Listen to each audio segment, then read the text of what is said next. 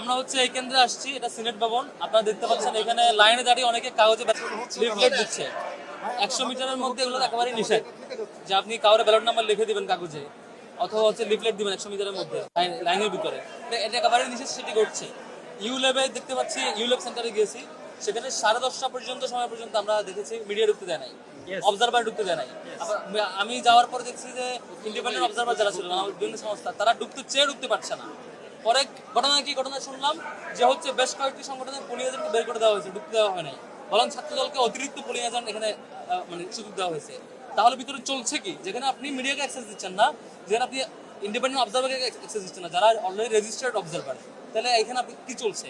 এটা আমরা 10:30 পর্যন্ত দেখেছি এইভাবে চলেছে। 10:30 পরে এখন আমরা যাওয়ার পরে অভিযোগ দেওয়ার পরে মিডিয়া সংগঠন ঢুকেছে, তাহলে 2.5 ঘন্টা ধরে কি হলো? এরকম নানা অসংগতি লক্ষ্য করেছি। উদয়নে গিয়েছি, টিএসসিতে গিয়েছি, ওখানে লাইনের ভিতরে 100 মিটারের ভিতরে ছাত্রদল বারবার লিফলেট বিতরণ করছে, তাদের ওই যে ব্যালট নাম্বার দিচ্ছে। এগুলো একেবারে স্পষ্ট আচরণবিধি লঙ্ঘন। ইউনিভার্সিটিকে প্রশাসনকে বারবার কনসার্ন জানানোর পরও আমরা তড়িৎ গতিতে তাদের ব্যবস্থা লক্ষ্য করি।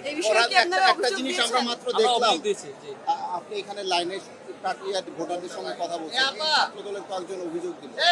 আমি তো পরিস্থিতি দেখতে আসছি, এটা অন্যদের লিফলেট দেখতে হবে না। আমি তো আমাদের স্পষ্ট নিষেধ করেছি আমরা আচরণবিধি লঙ্ঘন করবো না।